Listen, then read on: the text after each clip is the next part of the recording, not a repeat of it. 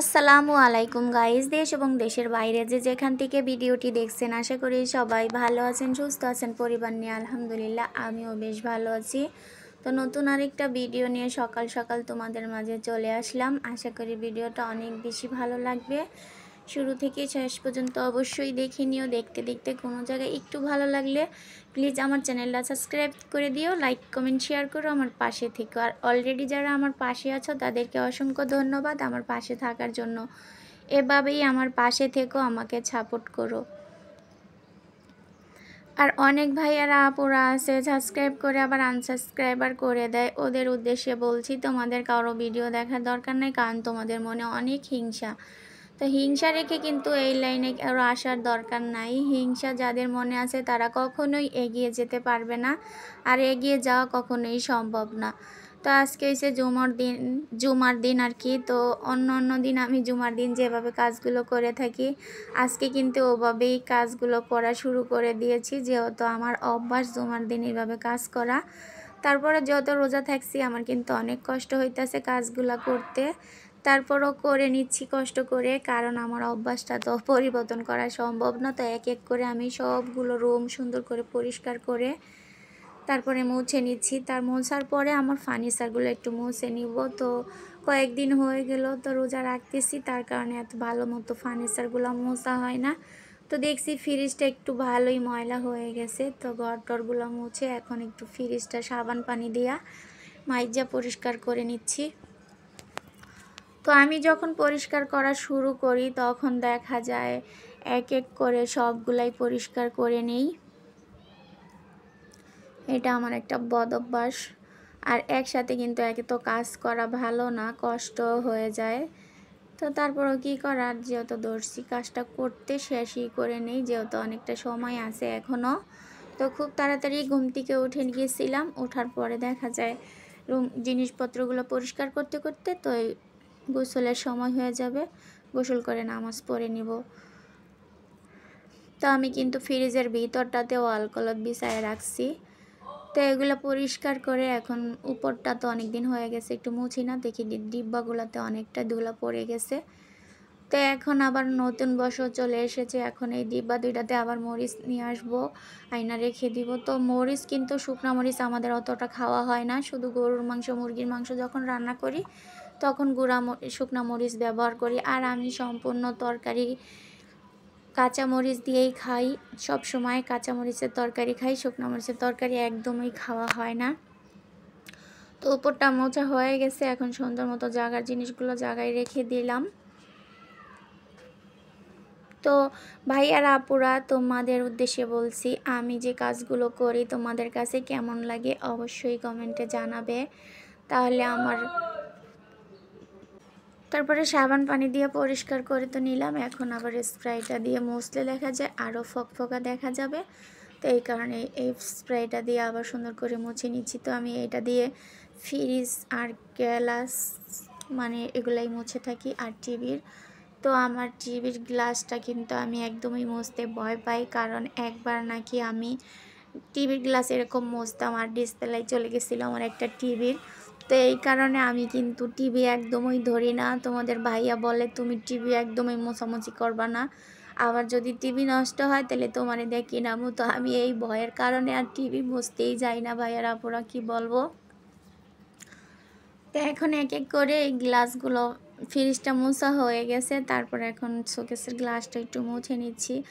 তো আমার শোকেসটা কিন্তু অনেক বড়, আমি নিচের থেকে একদমই এটা কোনো জিনিস উপরের দিকে নামাইতে পারি না। তো ফ্রিজ এর আর এই শোকেসের উপরের জিনিসগুলো নামাইতে হইলে আমার মোড়ার উপরে দাঁড়াইতে হয়। তবে আমি কি এতই শর্ট নাকি আমি বুঝতে পারতাছি না।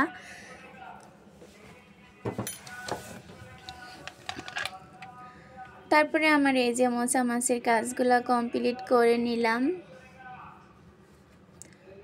এখন এই কোণাটা একটু বাকি আছে, এটাও একটু মুছে নিচ্ছি, কারণ আমার শোকেসটা অনেক বেশি বড়। আর আমার রুমগুলো এতই ছোট ছোট, আমি সুন্দর মতো করে দেখা যায় দূর থেকে ভিডিও করলে পুরাটাই দেখা যায়, কিন্তু রুম ছোট এত মানে কোনো জিনিস আর কি একদম সুন্দর মতো দেখা যায় না আর কি। তো তো দেখো এখন যে কোনো জিনিস পরিষ্কার করলে কিন্তু অনেক বেশি ভালো লাগে দেখতে, খুব মন শান্তি লাগে। তো এখন একটু ফ্যানটাও মুছে নিচ্ছি। এটা আর মোছার বাকি রাখবো কেন, তো ফ্যানটা একটু মুছে টেবিলটার উপরে কাচের এইগুলো একটু মুছে নিলাম। তো একটু সোফাটাও মুছে নিচ্ছি। তো আর বাকি রাখার কিছু দরকার নাই। তো এক এক করে সম্পূর্ণ রুমের ফার্নিচারগুলো একটু সুন্দর মতো পরিষ্কার করে মুছে নিলাম। এখন মোছামাছি করতেছি, কারণ গোছানো, ঘর ঝাড় দেওয়া, মোছা এই কাজগুলো তো আগেই করে নিয়েছি। তো এখন আবার আমার রুমের ড্রেসিং টেবিল আর স্টিলের আলমারির গ্লাসটাও মুছে নিলাম। কি সুন্দর হয়েছে, মুছলে একদম ভালো দেখা যায়। আর ড্রেসিং টেবিলের গ্লাসটা আমার মেয়েটা অনেক বেশি ময়লা করে ফেলে। ও লিপস্টিক দিয়ে দিয়ে যখন দেখতে যায় তারপরে আবার ময়লা করে ফেলে। তো এখন আমার রুমের ফ্যানটাও একটু মুছে নিলাম, কারণ ফ্যানগুলো না আর কি দেখা যায় গরমের দিন চলে এসেছে, বেশি একটা ফ্যান ছাড়া পড়ে তো অনেক বেশি ময়লা হয়ে যায়। আর ফ্যানগুলো দেখা যায় না মুছলে একটা কালো দাগ পড়ে যায়, তখন আর উঠতে চায় না। তো ওগুলো মোছামুছি করে শেষ করে এখন আবার জগ গ্লাস এগুলো পরিষ্কার করে একটু পানি ভরে নিব, কারণ আমি প্রতিদিন সকালবেলা পানি ভরাই নেই। এই পানিটাই একখানে সারাদিন বিকাল পর্যন্ত চলে। তো এখন তো রুমের ভিতরে জায়গা নাই, তো এই যে মাঝখানের একটা রাস্তার ভিতরে টেবিলটা রেখে দিয়েছি। তো পানি ভরাইছি, এখন কলস মলসগুলো ফাঁকা হয়ে গেছে। তো এখন ডিব্বাটা মেজে একটু পানিটা ওইখানে রেখে দিয়ে এখন পানি ফুটাইতে দিয়ে দিলাম। তো আমার রান্নাটা গুছাইতে দেখা যায় পানিগুলো ফুটবে। তো রাতে তো গরুর মাংস বিকালে আনবে দুপুরে, তো আমি গরুর মাংসের মশলাটা বেটে রেখে দিলাম। আর পেঁয়াজু বানানোর জন্য ডালটাও বেটে নিলাম। আর এখন আমি একটা ডাউল আর করলা ভাজি রান্না করে নিচ্ছি। তো আমার ছোট ভাইটা তো আমাদের দোকানে থাকে, তো এই কারণে ছোট ভাইয়ের জন্য আমি ভাত তরকারি সবসময় পাঠাই। এই কারণে আমার দুপুরবেলা প্রতিদিনই একটা না একটা কিছু রান্না করে নিতে হয়। তো এখন এই যে মশলাটা মাখাইয়া সুন্দর মতো রেডি করে রেখে দিচ্ছি। তারপরে ভাত ডাল রান্না হয়ে গেছে, এখন আবার বড়াগুলো ভেজে নিচ্ছি। বড়া ভাজা হয়ে গেছে, এখন বুটটা ভেজে নিব। তারপরে আমি গা গোসল দিয়ে নামাজ কালাম পরে ইফতার করে নিয়েছি। তারপরে ইফতারের পরে তোমাদের ভাইয়া দেখলাম এই যে মেয়ের জন্য ডিম, গরুর মাংস আর রুটি, জিরা, গরমের মশলা এগুলো সব নিয়ে এসেছে। তো এগুলো দেখে দেখে একটু গোছগাছ করে রেখে দিব এখন। আর মশলাটা তো সেই দুপুরবেলা বেটেই রেখে দিয়েছিলাম, জানি আজকে গরুর মাংস আনবে। তো শুক্রবারে কিন্তু তোমাদের ভাইয়া সবসময় গরুর মাংস আর মুরগির মাংস যেটাই বলো নিয়ে আসে। তো এখন এই যে ইফতারের পরে আমি কিন্তু মাংসটা রান্না করে নিচ্ছি। রান্নাটা শেষে দেখা যায় আমি আবার নামাজ পড়ে নিব, এই কারণে রান্নাটা তাড়াতাড়ি করে নিই। তো আল্লাহর রহমতে এই পর্যন্ত 20 রাকাত তারাবি নামাজে আদায় করেছি সবসময় এই পর্যন্ত। দেখি আল্লাহ যেন সবসময় আমাকে পুরা নামাজের পড়ার তৌফিক দান করে। আর এবার তো আমি পড়তে পারতেছি আলহামদুলিল্লাহ। তবে গেছে রোজায় 17 রোজাটা রাখার পর থেকেই আমার টাইফয়েড জ্বর হয়েছিল, আর আমি রোজাটা রাখতে পারি নাই, তো আমার ভীষণ কষ্ট হয়েছিল।